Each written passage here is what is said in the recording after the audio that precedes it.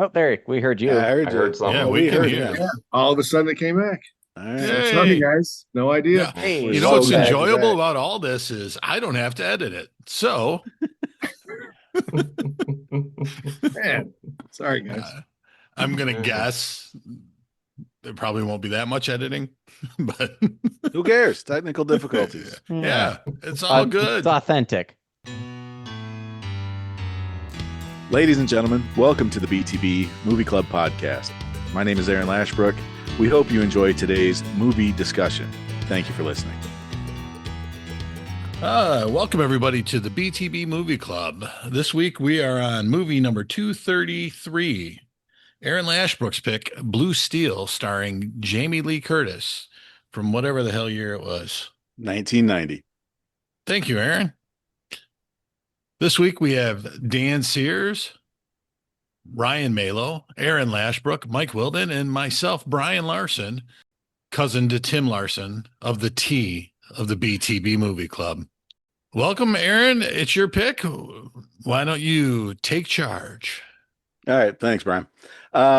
So I needed to pick from either a Jamie Lee Curtis movie or a Clint Eastwood movie. I don't know, female representation. I don't know. I decided early, even before we knew who our picks were going to be, that I was going to try to use the female star for no real reason. Going through Jamie Lee Curtis's IMDb catalog, whatever you would call it, her career. She's got some few good ones. Most are heavily seen. The several different Halloweens are highly rated. There's a couple others that either I had seen. There was the one that was real recent. I don't have it in front of me anymore, but I explained it last week why I didn't pick it. It came down to these two. It was more of a I don't want to say rom-com, but coming of age. It was about, this person picked on me in high school, and now, I'm going to show them kind of stuff, and hilarity ensues. I decided to go the other route, not a comedy. Not exactly sure what this would be, action, drama, suspense. But I went that route instead, much earlier in Jamie Lee Curtis's career.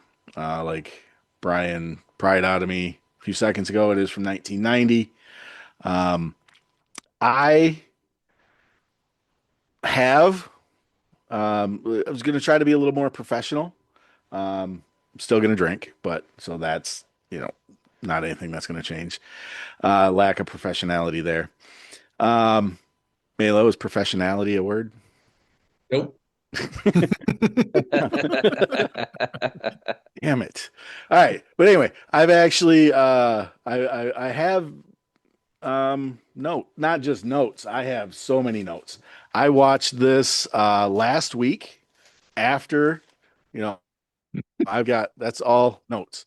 Watched it twice. So I'm very prepared. And I don't know how it's going to go when it's my turn, but it'll be my turn last. So I don't plan on interjecting too much because I have a prepared statement. So I'm going to let you guys say what you want to say, and then I'll do what I got to do. I probably won't jump in too much is what I'm saying because, I don't want to give away, not that anything's secret or hilarious. But I'll listen intently and I'll ask some questions. Dan, you're in a hurry. You had mentioned that earlier. So I'm going to go to you first just for that simple fact of courtesy to you. Okay. Man, I wish you would have picked a Clint Eastwood movie. At the beginning there, you said that you weren't going to pick a comedy. I mean, to me, this was a comedy. I could not take this movie seriously.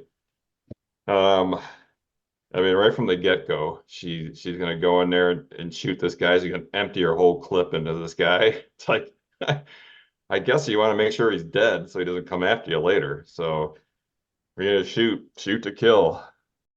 The witnesses and the convenience store. None of them saw the gun. The gun was in that cashier's face for like 5 minutes, and he said, "I'm going to blow you away. I'm going to kill you." And he didn't see a gun. He wasn't sure what he saw, a knife or whatever. And now the other people, that what was there, 4 or 5 other people, none of them saw a gun either. It's like, okay. Um, let's see. I thought that the parent thing was a little odd. I'm not sure why they threw the dad in there who was beating his wife. I'm not sure where that part of the I get it. story was coming from. As yeah, I'm gonna leave that there and keep going. Um, and the parent, they just let this guy into her house or apartment. He says, "Yeah, yeah, I know your daughters. Oh, come on in." Just gonna let him in. Don't know him. It's like, okay. What else we got here? I'm just kind of rambling. 8 million people in the city, and he constantly finds her. It's like, oh, there she is again. Oh, all of a sudden there he is, right in her apartment. I mean, I don't know how he keeps finding her so easily. Um, let's see. And then, I mean, the dudes get shot in the arm or the chest, wherever it was, and he just pulls the bullet out, and I'm fine, okay, and let me keep going here. He just pulls it out like it's nothing.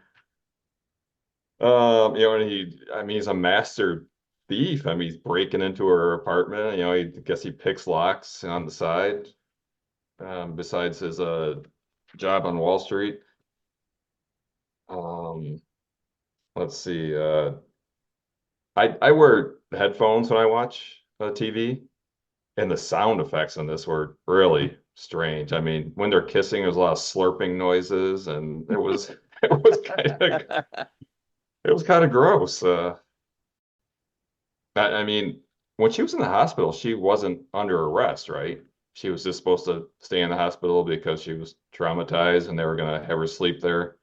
So why did she have to beat up the cop to leave? She could have just walked out the door and left. I think the cop was there protecting her from the other guy, not, you know, keeping her in the hospital. But I don't know. She saw the need to beat him up and take off. Think maybe I Um, don't know if she needed the uniform, but I think she definitely needed his gun. So incapacitating him might have. oh, okay, did she take his gun? Okay, I didn't Yeah. realize that. Okay. All right. Yeah, and the guy, I mean, it was kind of like a Halloween movie, and the guy wouldn't die. He got shot. He got shot the second time, and he was still fine. He got run over by the car, and he was still felt okay. Then finally, it was the fifth bullet that finally put him down. Um, I mean, we assumed that they didn't show him after that. I was half expecting him to pop up and say, "I'm good again," grab somebody's gun, start shooting. Um, I thought it was a strange film choice. They would a lot of times during shooting scenes they would show it slow motion.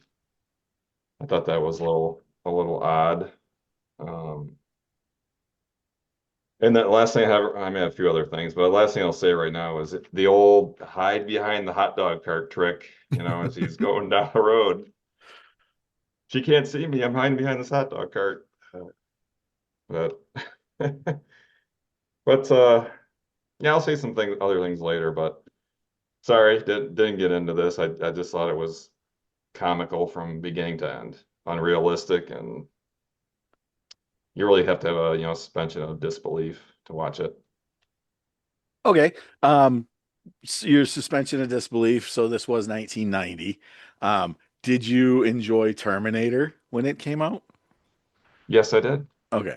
but that was clearly sci-fi Time though. traveling robots, you know. This wasn't. This was supposed to be real, And I think the word for it is psychoanalytical thriller. That would be Okay. my I do like that. genre. Now, isn't very highly rated at all. Actually, the critics, it's pretty good. It's about a 76 or something, but like moviegoers, it's a 36. So, um, would you evaluate it? Would your evaluation be that high? A 36 out of 100. 36. Ooh, so that's even Yeah, tough. probably not. Probably not over 30. I Okay, I have okay. in the I 20s respect somewhere. that. Um, Last question, Dan. Have you ever spent any time in New York? Yeah, I've been there twice. Twice. For, a week at a time or, long periods? You never lived there. Um, no, no, I never lived there. The longest I was there for 3 days. Well, Oh, actually, three times I've been there. Sorry. I forgot about the trip that we took with Brian and Tim. I went to the Yankees and Mets game. cool. Maybe, well, I doubt it, because I did watch a few other, people review the movie and people just talk about it and get, some of their points of view. And it did seem a lot of people who were mine and Brian's age who had seen this in, 91, 92, 93, 90 when it came out, um, remembered it, didn't hate it, um, but then rewatched it and actually thought it was better than they remembered it. They're like, it wasn't terrible, especially a lot of them did the same thing. They looked at the Rotten Tomato scores, I think, which set up low expectations, and they watched it and had a decent conversation about it. And some of them, in those critiques, they did have a Dan in the group, so that's fine, as we do. So, thank you for your honest opinion of my choice of movies. All right, Uh, you're welcome. Brian, what do you think?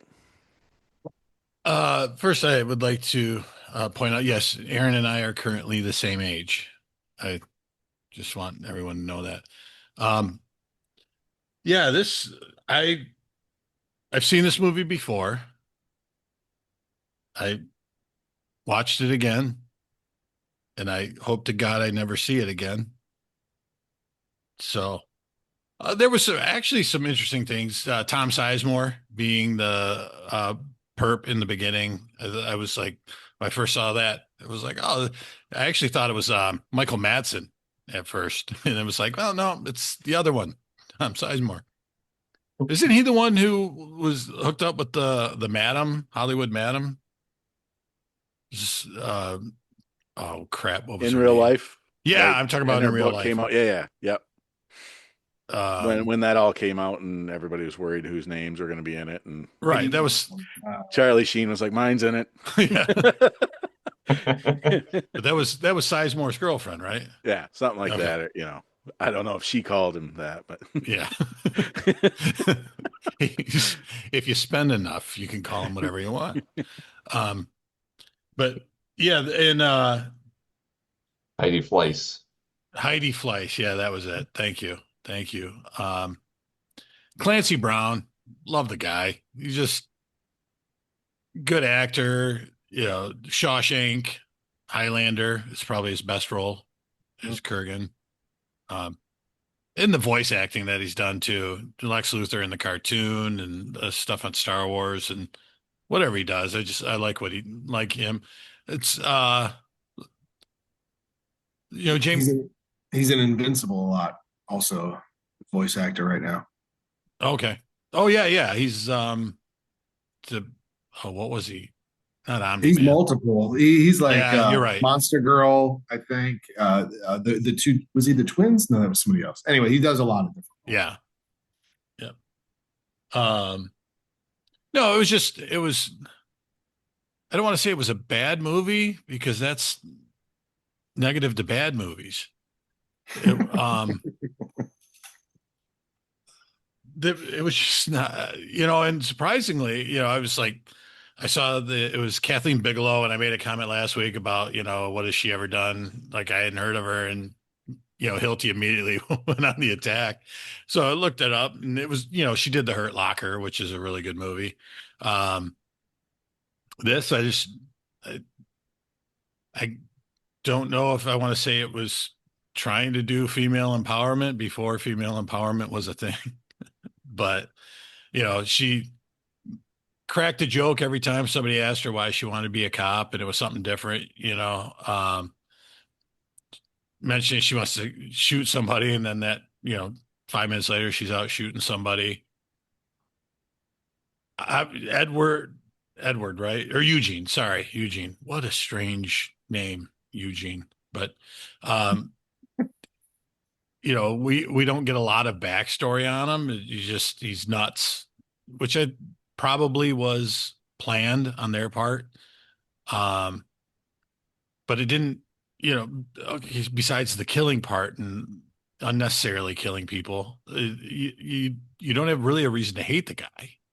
You know, I mean, usually the bad guy, there's something you see just totally like this was a guy who got into a bad situation and it twisted him, and he obviously had, I'm going to guess, like schizophrenia, heard voices, uh, a mental disorder, and that makes him the bad guy in this.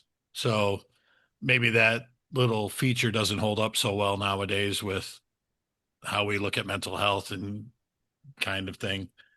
Um, After he killed the hooker, so it's not like, I guess HIV wasn't the big thing that we thought it was back in the day because he's just wiping himself with that stuff. Yeah, both times I saw it, both times I watched the movie when he did that, I was like, oh God. Yeah. It's like the worst. Hooker blood. So, so we go from these guns shooting, sounding like cannons going off, to all of a sudden you wrap a towel around it in the bathroom and you don't hear a thing. It's just like, and then again, pulled the trigger again, and boom! This one of those little. There was a calamity outside of fire engines and whatnot at the same time. He was also Oppenheimer needed to test a goddamn nuke. Come on. Uh, there was somehow I was invested in Megan during the movie. I wanted things to go well for her. That didn't seem to be going well. I did think some of the choices of shots and cinematography was pretty good. At one point there was like the smoke moon walking through it scene that's always kind of was a staple in late 80s, early 90s movies, but um I could see a direction this movie could have gone that could have made it much better. And uh, they didn't go anywhere near that direction when making it. So, but you picked it. I watched it. and that's Thank the you. rules. That's all I can ask is that you follow the rules. Um Crap. I know you've been to New York. I have. Um have you all right, so I know um you have a military career. Have you ever shot a handgun? I don't know, is that part of any of the training? I know you rifle train and stuff, but No, basic training. It was M16 through a grenade, and I was the specialist for training for the AT-4, which is the anti-tank rocket launcher. So I got to shoot one of those. But I did not shoot a handgun in the military, but I have shot handgun before. can I ask where for that story? My dad gave me a handgun. It was a Luger. Oh, cool. Very cool. I never knew that. So, um, It's kind of wild if he was just like, "Oh yeah, I killed a guy once." Like, wait, what? yeah. And his name was Eugene, Yeah. which happens to be my grandfather's name. So, not that weird. And currently my nephew's middle name. Gino. So, went with Gene. He went by Gene. He was Eugene, but went by Gene. Um, I don't know. Did you just bring it up, or Dan? Who brought up the woman empowerment statement? Did you? I said that. Um, you didn't like. You were like, oh, I guess it could have been. Like, you didn't see that like heavy-handedly at all, or I mean, I thought that was like one of the major themes of the movie. Well, I mean, yes, I'm saying that it was, but in the 90s, were they really Oh, before they pushing called woman it that. empowerment? Yeah, Yeah. got it. Okay. Um, I would say like Cameron with what's her face in Terminator. That was supposed to be. She was supposed to be a strong, independent Sarah Connor. What's her real name? Linda Hamilton Linda. Linda Hamilton. or his Um, wife. not anymore, right? Isn't that one of the most expensive divorces ever? Or some shit like that. Anyway, but that was supposed to be kind of a single badass woman empowerment kind of thing, and that was what 84, But not in 86. one. One, it was. I wouldn't have said one that Yeah, I way. guess They, you're right. You're right. Neither she, I'm maybe. thinking two. Go ahead, Ryan. She needed a savior. That was the whole Right. I premise. was totally picturing her in two, Yeah, like it would be ripped. completely the opposite. Yeah, no, Because you're she totally needed the right. man to show up. Okay, so was it that much longer? When did Terminator 2 come out? I think 91? it was 91 or 92. Like, I get what I don't Brian. think you're wrong. yeah. I'm just busting your Okay. chops. Yeah, no, I get it, and I deserve that because I was totally picturing her in two. I agree with Aaron that I think it is pretty heavy-handed in this, but the style or the manner in which like what that meant in 90 or how they went about it is so different from how they would do that now. Right. Or even if they would do it, just it'd be weird. I'd like to see Yeah. somebody do it and not get skewered for doing it wrong. Yeah. Keep going. Brian, you done? You good? I'm good. Yes, thank you. Okay. I don't want to talk about this anymore. We're not done. Keep going, Ryan. All right. So I'm glad I didn't go first because watched this Friday later in the evening and the second half of the notes. So something I've learned in 200 some times of doing this. Usually, so I've had that happen before where my own notes, I'm like, wait, exactly what was going on there? Usually then I'll like put some context to what I was thinking there. And I didn't really do that this time, but some of the things made a lot more sense. Like I put not a silencer, Hollywood. And now I remember that it was because of the towel, which is silly. So something I didn't realize about movie popularity until I got to this one, I almost had to enter the entire thing into the search box for it to come up. Whereas, like you type in G and Gladiators right there or something, this one I had to enter the whole thing. I noticed that too when I was searching for it. I was like, I had to type the whole word blue and it's still not coming up. What the hell, man?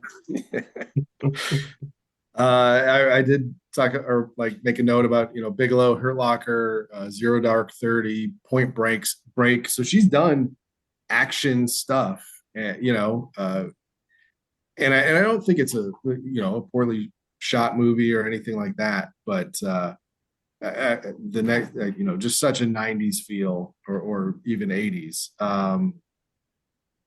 The opening shot though was kind of weird. So we get her quick failure, I guess, and then credits. Like there was no context. It was just an interesting choice, I thought. Billy Hopkins, he huge casting director for many years, especially all through the 90s, Miramax and all that. And he was like the and on this one. So he was like just getting his feet under him. Elizabeth Pena, I put career best supporting actress. Like she was all over the place and in this type of role. It's this and Silver. I don't know why. Like when they came up, like I just kind of was curious. Like, oh yeah, where are they? How come she died in 2014? Cirrhosis to the liver. Yeah. So that was, I don't know, sad to hear again or discover. Oh yeah. Okay, well, okay. Love Jamie Lee Curtis, just not buying this. My favorite comment that I made for me was I put Ron Silver equals cocaine personified. And then I noticed Sizemore as well. I thought of this. I didn't know if Brian was going to say this. It made me think of Sam Jackson in Coming to America. Yeah. Same kind of thing where a guy that got huge was in just a little bit part. Kevin Dunn, Clancy Brown, love both of them in everything. Psychopath Meet Cute. What do I have? Silver died in 2009 at 62 from throat cancer. Oh, there was one part where they were doing like a search and they're like, yeah, we came up with one other Megan Turner. And I'm like, in New York? Right. Got me here. And then this is where it started to go sideways. But Richard Jenkins, I was just surprised to see him. He's always kind of a jerk Um, and then the one thing, so the two other comments here that because I did think the movie took kind of a twist at the end, especially like she's distraught and then she sleeps with Clancy Brown. Like that whole thing was just strange to me, but I guess they met their late '80s quota for sex scene. But the way the thing I wrote down was Pacific Heights, but cops, and it just reminded me of that movie where like he was working the system even though you knew he was dirty and all of that. Um, and then the last thing I wrote and circled that was more in jest. I just wrote "Screw you, Aaron." Jesus. My So for fun right now, I typed in Megan Turner's lives in New York City, and there's 400 LinkedIn profiles of Megan Turner's. 1990, there was probably only 4 million people in New York. Yes. So just cut So that in 200. half. 200, yeah. And Yeah, maybe it they was, were just looking in that borough. Maybe that's what they meant. it was so working in a video store, I'd seen the cover a million times and just never watched it. I don't know if glad is the right term, but it was interesting to watch. It was fun to have the nostalgic view of just a lot of movies of that time. I mean, there's so many that were like this. Actually, Ron Silver made me think like Time Cop has some That's what I always think of. But like, I kept seeing the scene where he hits himself and he gets a scar on the face that shows up in the future, the time cop. yeah, But yeah, yeah, just that vibe was fun to go through again. Um, yeah, and then while we're talking, it kind of made me think of I think what Aaron sent in the text about how like instead of remaking all these really good movies, take something that maybe had a pretty good concept but didn't doesn't hold up or whatever, and redo that. And I think this could maybe be a good candidate for that. Cool. But yeah, I'm good. So out of 5 Winnie the Pooh honey pots, how many honey pots does it get? I think I need clarification on the scale. 5 honey pots would be amazing.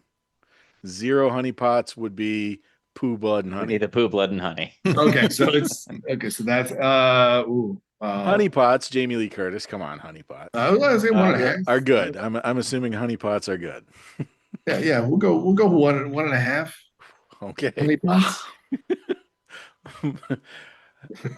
My prepared statement is not going to go as well as I planned last night at 3 a.m.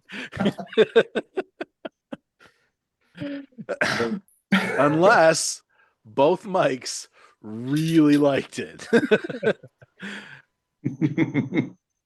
So, Wendland, let's hear it.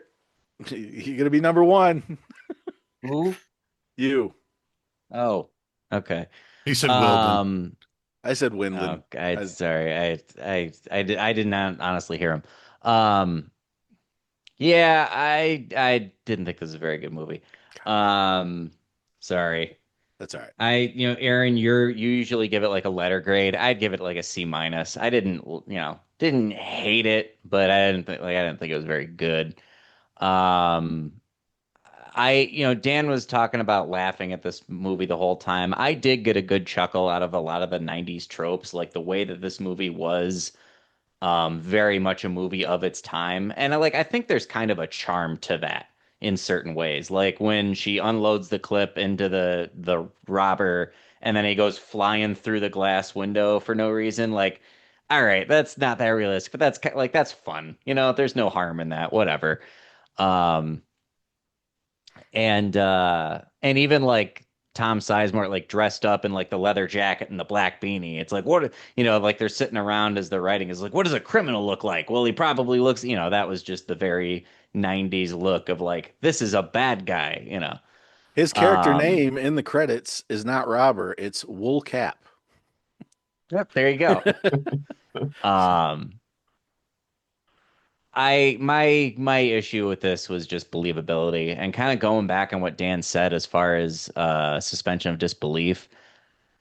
I don't necessarily think a movie has to be realistic in order for that to be the case. I mean, look how popular like the Avengers are or Star Wars or anything like that. I think it's more so, if you're trying to empathize with a character and think like, what would I do in this situation, even if it's just this wild scenario, like what would I do or what do you think a person would do? And if the actions of a person don't seem like that logical or just don't make sense, that's when I think suspension of disbelief comes in.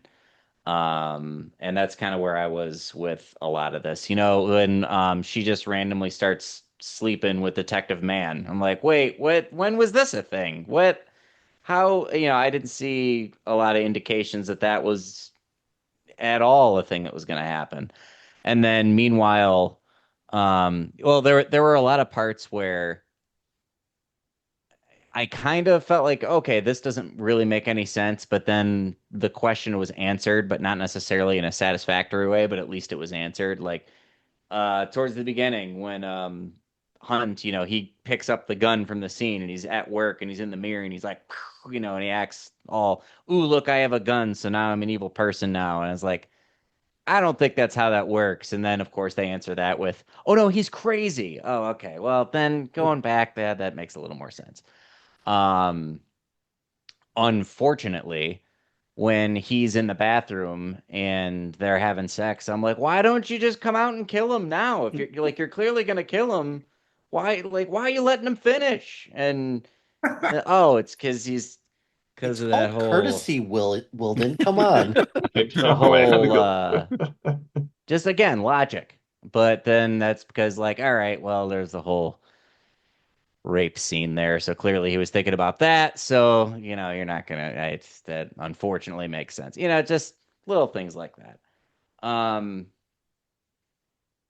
and then the only other thing I'll add to the complaint section was just the I don't know, just kind of the cut. Like I'm not a lawyer, I don't know a lot of how this works, but I found it odd that the defense attorney comes in and the cops all have him around there and they're like, "Oh, why did you arrest this guy?" "Well, he confessed to murder." It's like, "Oh, is that all you got?" Like, I don't think they'd just be like, "Well, I guess we have to let him go." That's I feel like they would have put up a little more of a fight with that at least. Um, but I kind of like I like what Mela was saying, and I to kind of reflect on Aaron, your comment about like they should remake movies that didn't do as well. I think this would be a fantastic candidate because I think this is a really good concept, and I think the idea of kind of just a lunatic trying to just play games with this officer and don't quite know his motivation. Maybe get more into his motivation. I don't know, but like the one thing I will say that I enjoyed was that I did again I really did like the concept and yeah, Jamie Lee Curtis did well. Mark Silver, for all they gave him with this character, did well enough. I mean, he had to look like a crazy person and he Yeah. sure looked the part. His you brother know Ron's a fantastic actor too. did I what did I say? Mark. Mark, my bad. um For me to correct somebody on a uh, name, though, that's yeah, way no, out of that's fair. bounds. This is a movie group. Yeah. Immediately, But immediately yeah, made no, me think Ron. of Beastmaster. How's his name? Yeah, Yep. that's Mark. well, anyway. Oh, not Summer. Mark Or is it Singer? Singer. Yeah, I Okay. love that Sorry, movie. Mike. By the Sorry. way, Yeah. Yeah. can we talk about Well, that? Alicia Silverstone did a great job as the crazy guy in this Yeah. movie. So, um, but uh, but yeah, no, I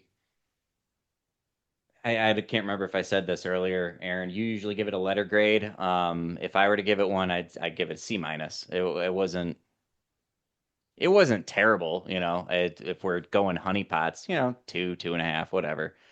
I do respect the Maybe. consistency because you did say that earlier, and you did say C minus both times. So I was so hoping you said a I, different yeah, grade. I was just apologize like, that sorry that I said that twice, but no, not at all. yeah, that was yeah. I fine. love the consistency. And I was just in New York a couple of weeks ago. Yeah, you're jet set lifestyle, so that's not what I was going to ask you. Staying in the country is, probably boring for you at this point, huh? I mean, there's still a lot of cool places in the country I haven't been to yet.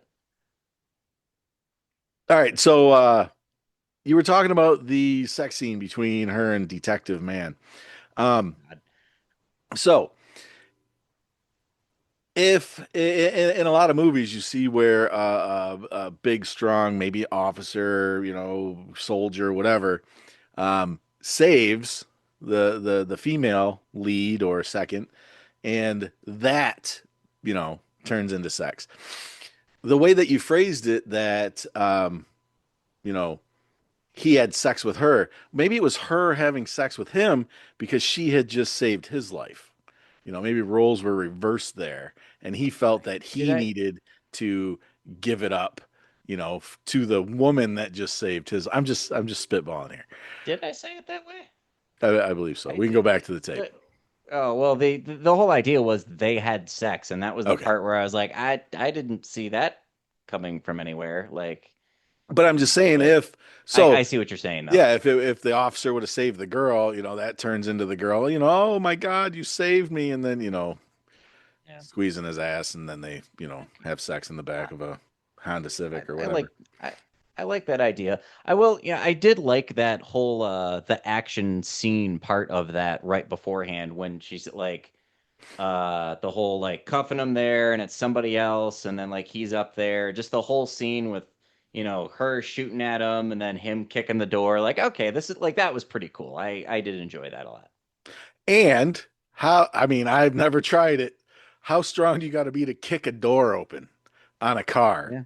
Like I've never seen that before because the door was completely shut. I don't think they opened that easily. And he, kicked it open and knocked him halfway across the street. So I mean, even if he did like kind of sneak open the door and then kick it, it's still a really cool move. yeah. Like Oh it yeah, was just I yeah, loved it. either way. So that doesn't get a suspension of disbelief, kicking a car door open, but some of the other things in the movie did. Well, again, some of the I mean, like I said, the guy flying backwards through the glass, I was like, whatever, it's a product of its time. Well, and I It's mean, Hilty, you came in late, and we've already discussed that so far. For the four critics, time traveling murder robot is more believable than female police officer. I mean, that's what that the is way I'm. not all. Um, but yeah, no, I think I mean I made my point on believability and Yeah, I the know the I did. character thing earlier. I kid, I kid. All right, Hilty, give me better than a C minus. Before I start, can Shit. everyone repeat everything that they just said since I showed up 35 to 40 minutes late? I Nope. started out with I wish he picked Clint Eastwood movie. Yeah, and it went Ouch. it went Okay. down from there. It went downhill from there. Yeah. Okay. So I'm assuming general consensus right now is that everybody did not like this movie. Didn't Yeah, mind it. by Yeah. far. C minus, I thought was very generous from Mike. From what he said, if I had to score it on what he said, maybe an F plus, Oh, um, got it. So, but I like the C minus. I'm not giving that up. okay. So a couple of things that I kind of found interesting about this movie because Aaron, I've actually never seen this movie. So What? this is Oh, Holy shit! this Jesus. is one that I'm like, Gold okay. star. That gets an extra honey pot. It's all I mean, worth if you it. take nothing else from this one, Aaron, you've got that. That's all I needed. so When I die, I'm getting buried in this suit. Shorts And this, included. Shorts included. shorts and a beer in tow. Okay, cool. So I did find this interesting because I don't I don't think you see many movies like this where a female cop is terrorized in this way because you see females being terrorized in movies all the time. So I kind of like how this subverts a little bit of expectations where you have this cop who happens to be female, who is getting terrorized for bullshit reasons.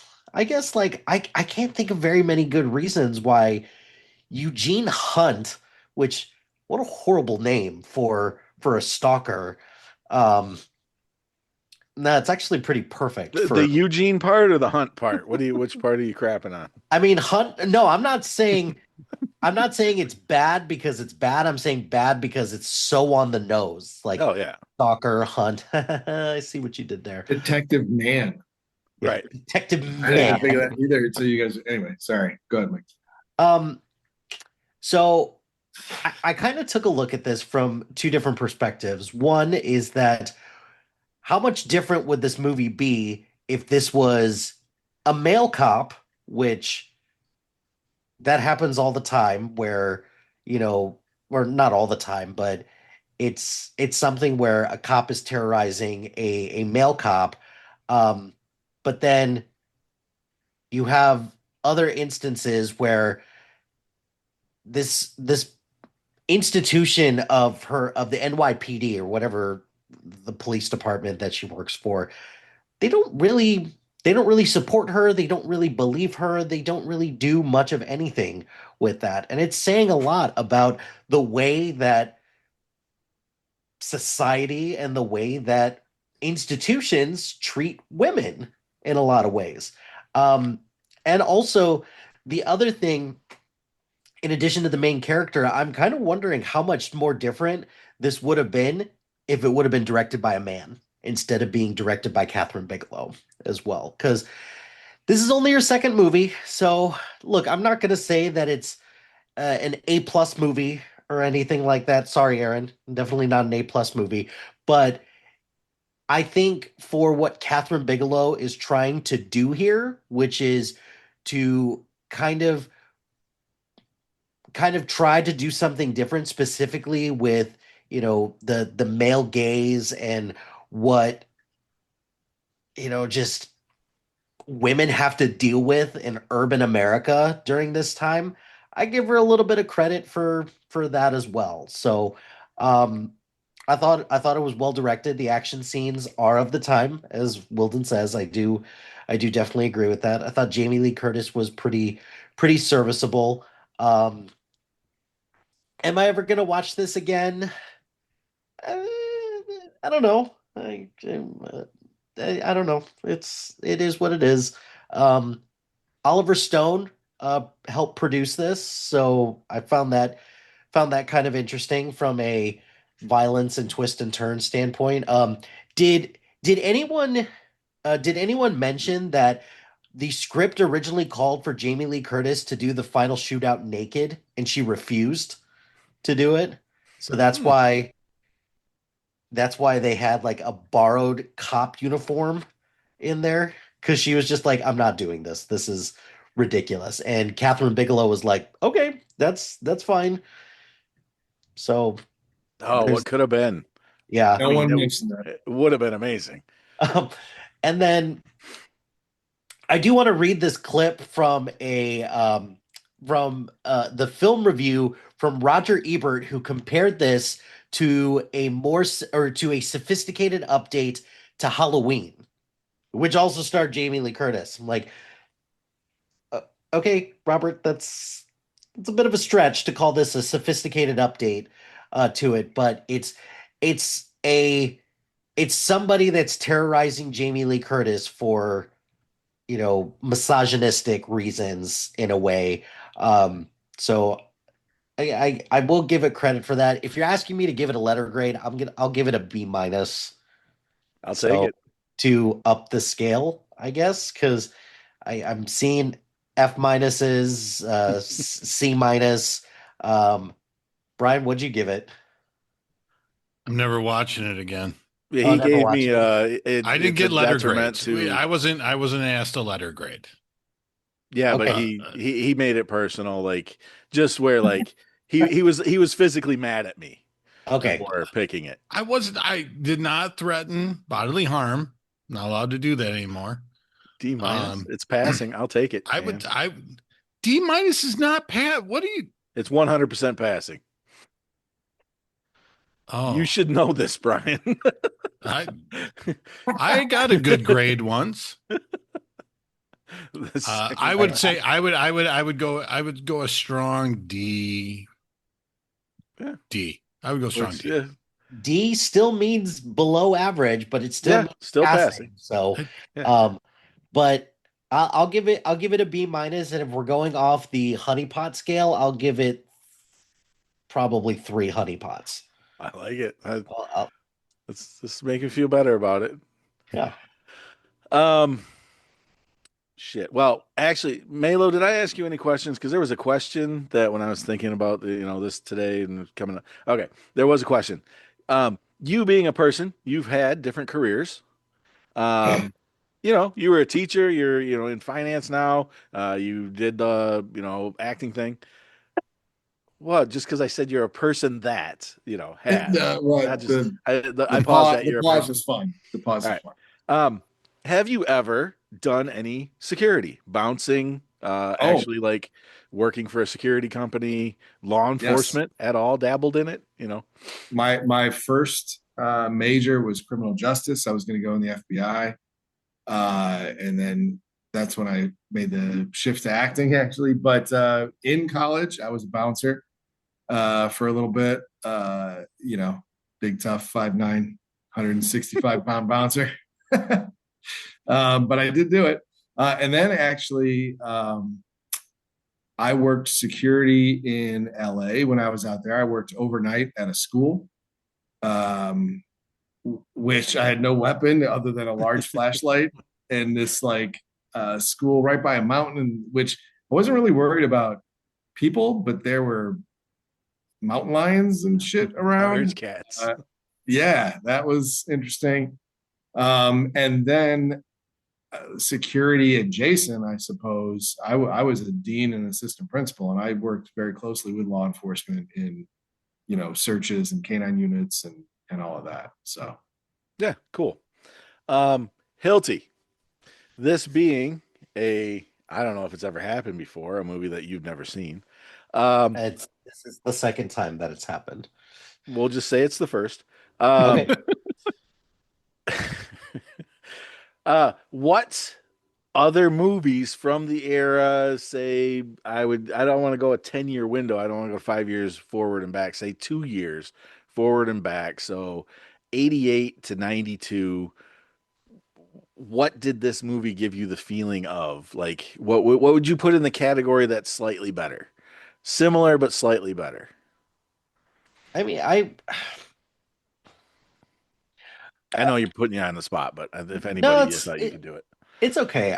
So I'm just thinking back to just like a combination of like other cop movies of the time, and I think the one that kind of stands out to me, maybe not the exact time frame. Has anyone ever seen or heard of the movie Copycat? Yeah. Sigourney Weaver, Yep. where there's a guy that's kind of terrorizing Sigourney Weaver, who's The a detective. pianist. Yeah, what's his name? Liev Schreiber, right? Harry Harry Connick Connick Jr. Jr. Yeah, Oh shit! Harry Yeah, Connick Jr. Um, so it kind of gave me that vibes a little bit. It also gives me a little bit of like reverse Fatal Attraction vibes because again, with Fatal Attract, like a lot of movies at the time and a lot of movies, even today, the women are crazy. It's the woman that's usually the one that's Bitches stalking. be crazy. Uh, That's not my line. That's a quote. that's just a direct quote from something. 50 Cent. But this, I don't know. This just gave me very much Fatal Attraction esque vibes, where there's somebody who's obsessed with somebody else, but it's different in this way because it's a man obsessed with a woman. Right. So That enlightening, I guess I could use to be fancy. It was Roger Ebert that you quoted, right?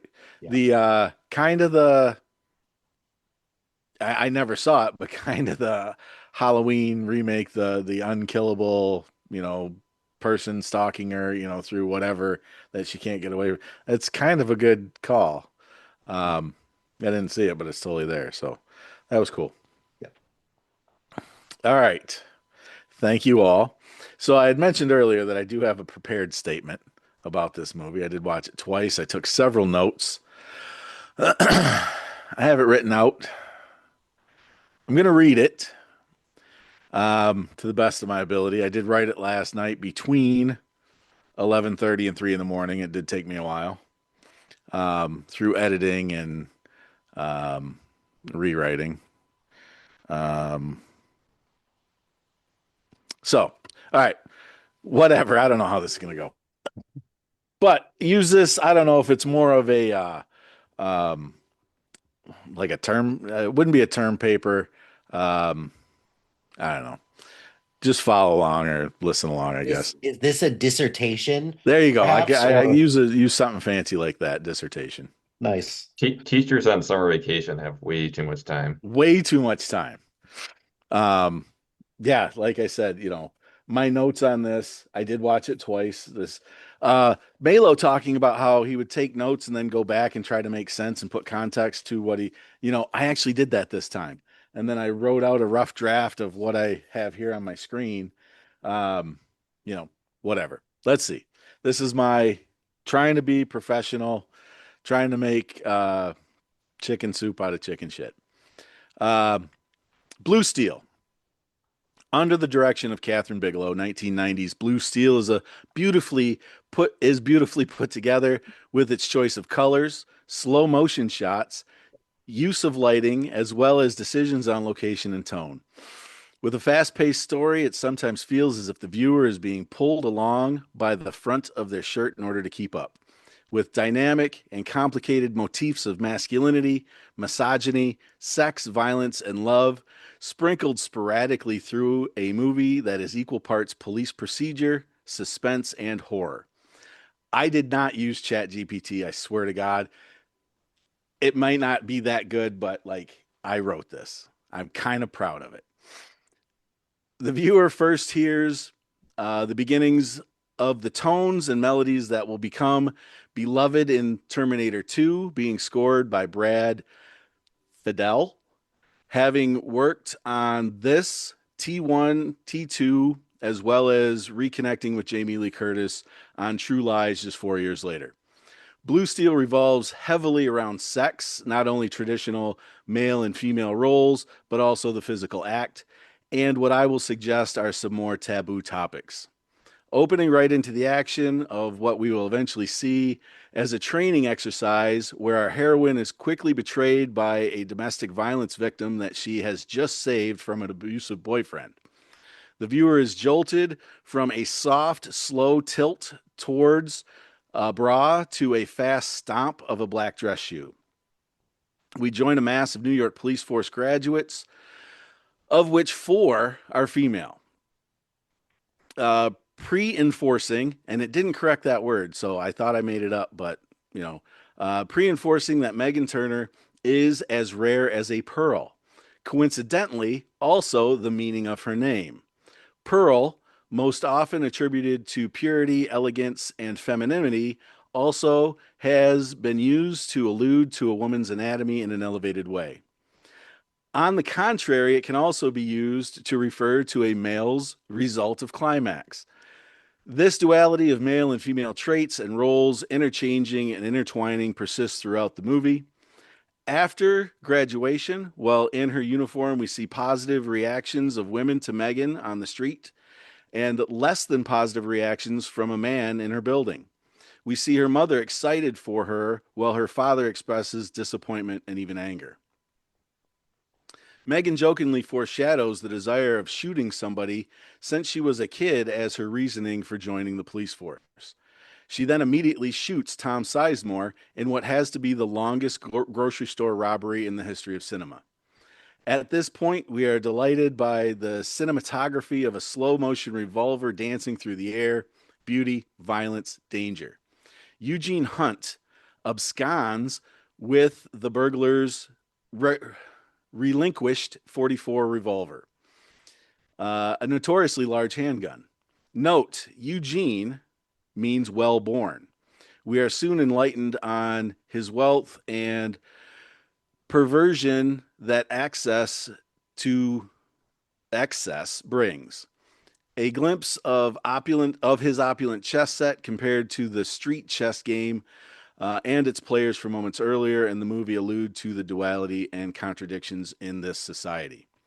Cut to Megan being berated by her assistant chief Dunn when Detective Nicholas Mann, a literal dick, interrupts Dunn uh, while he was suggesting that our rookie officer has blown the robber's head off and emptied her load into him. Neither of these things actually happened. She shot him in the chest, and I believe she had shells left. She didn't. I didn't hear clicks of the gun. So I think she still had or bullets in the chamber. The story that Detective Mann interrupts with is one of a wealthy man's member being removed dentally from a hooker while receiving fellatio in the back of a taxi. Sex, violence, wealth, themes of this movie. Megan meets Howard the coward, taking a masculine stance in rejecting his traditional advances as Eugene makes his first kill very awkwardly and clumsily, not being the assertive alpha that he believes himself to be. The next day, we find out that Megan gets time off for unauthorized use of force, murdering a man, shooting a robber that pointed a gun at her, but unauthorized use of force gets you time off. After Eugene engineers a meeting with Megan, we see that he is charismatic, clever, and captivating. We learn that his description of winter, a time that resembles death to him, the way he explains it, where Megan sees winter as safe.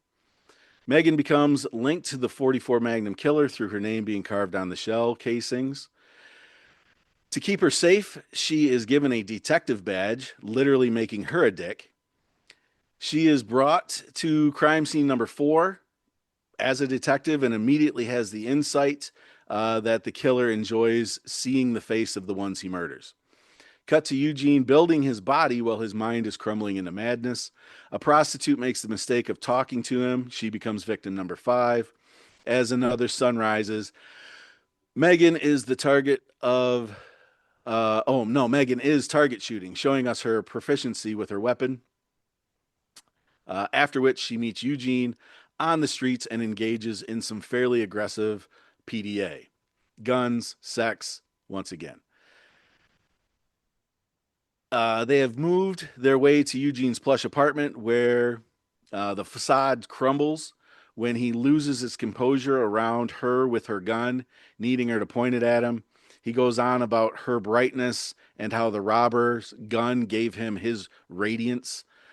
He also admits that in his mind, death is the greatest kick.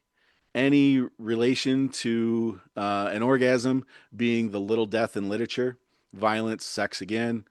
Without any real confession, his lawyer, who may like boats and hoes, gets him released and refers to the screw up as a wet dream.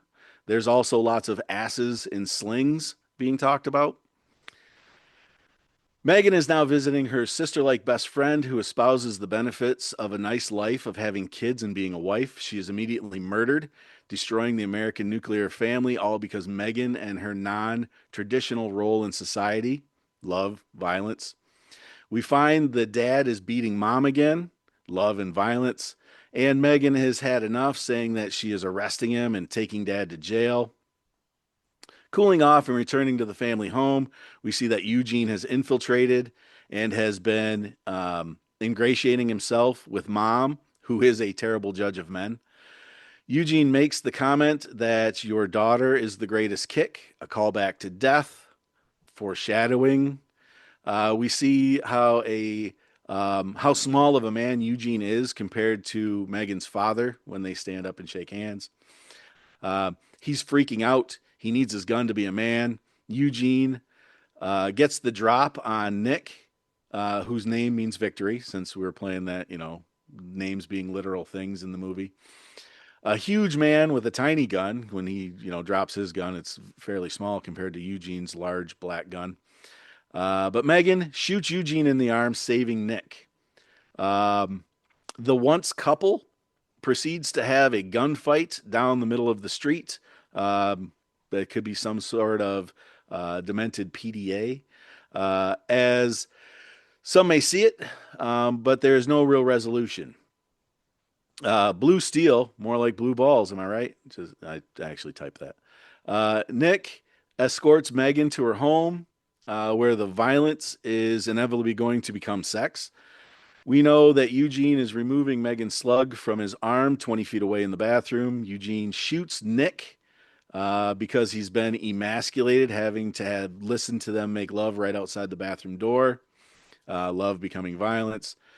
Eugene then rapes Megan to try to regain his masculinity and dominance. The two detectives are saved from the 44 Magnum killer, who escapes out a window. We're almost there. In the hospital, Megan avoids sleeping medication, assaults her protection detail, and slips out onto the street in his uniform.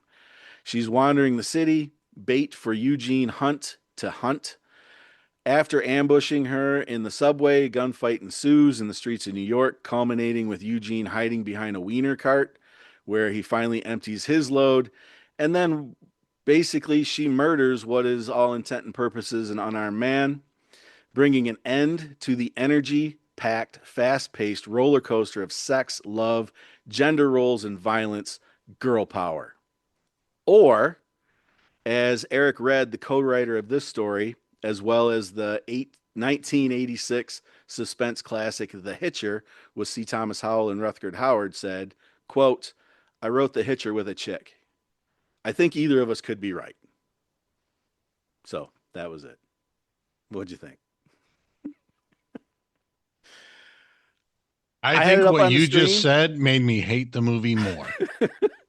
I had it up on the screen because I couldn't even look at you guys. All I had was the white sheet. So um, that's what I thought of the movie. Dan, I really thought you were going to be gone by the time I made the sheet go away. What do he says? I got to leave by I 10 no matter I what. know. What did I typed up my thing here. I'm just waiting to hit enter. Thanks for sticking around. See you, Dan. All right, I'll see you guys later. Uh, So, Aaron, what is your letter grade / Winnie the Pooh honeypot scale? I would give it a solid B, B plus maybe, probably B. B, yeah, the B plus. I don't know where I just threw that out of, but I thought it was fine. I thought it was for what it was, comparing it to the other movies of the time. You guys had said Time Cop, um, any of the Van Damme stuff that was out there. This was fine. You know, but like I said, I overthought it. I really tried. I had watched that Cracked, the kids talking about whatever movie, and they were seeing. I thought I sent it, and I said I'd like to dissect movies like this one day. So like I was really overreaching and trying to like make things that probably weren't there. I took a film appreciation class in college.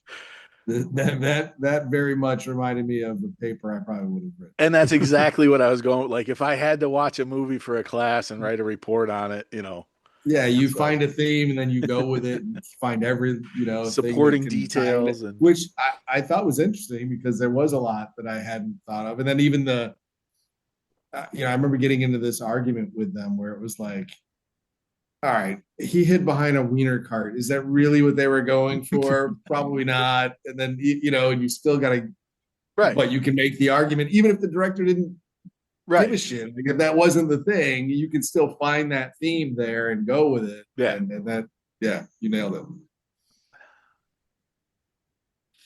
Well, Aaron, excuse me. Aaron, does that wrap up Oh yeah, that wraps it up. Thank you, Brian. That's Okay. all I will ever probably have to say about Blue Steel. Okay. Besides it being the look of Zoolander, I guess would be That the only also true. time that should get brought up again. But so, Mike Hilty, we have your pick coming up next, but you have the choices of Michael Caine or Viola Davis. Yeah. And then I will be going next week, the week after that. And my two choices are Denzel Washington or Jodie Foster. So, Mike, what do you have for us? So I tried to find a movie that had both of them. One does not exist, so that's a bummer. And there's a lot of really great Viola Davis movies. And for all you Michigan people out there, I really wanted to pick Air just to fuck with you all because, you know, Ah, go Michael Jordan, the greatest basketball player of all time and such. But I am true. Yeah, I I don't even look think the Pistons fan can argue with that. I look through like Viola Davis's um movie filmography, and it just got so overwhelming that because there's a lot of good ones that I was like, okay, let me just take a peek at Michael Caine's, and I was like, fuck, this is even worse Yeah. because Michael Caine's been around for a lot longer. He's had a very great relationship um with Christopher Nolan. We've done a ton of Nolan movies. Um, I'm like, fuck, what am I gonna do? Because it's like, am I really about to pick Austin Powers Gold Member for this? No, I am not. So I searched through a little bit, and one that I think kind of has a little bit of everything for everybody. Um, so I ended up going with the Michael Caine one, and one that it's got action, um, it's got dystopian stuff, it's got it makes you think as well. Plus, it's also expertly directed. So we're gonna watch 2006's "Children of Men" by Alfonso Cuarón. So Haven't seen it. Looking forward to it. okay, so Aaron hasn't seen it. Brian, I've not seen it. Melo, Yep. Wilden, have you ever heard of the movie? Favorite movie? Oh, cool, No, cool, cool, I cool. haven't. I haven't. I have heard of the movie. I've not seen it. Okay, cool. Well, I feel that's going to wrap us up for tonight, and we will see you all soon at the movies. That'll do it for this episode of the BTB Movie Club podcast. Thank you as always for listening. We know we enjoyed ourselves. We hope you did too. Have yourself a great week. We are partnered with the SPDM Crew Podcast Network.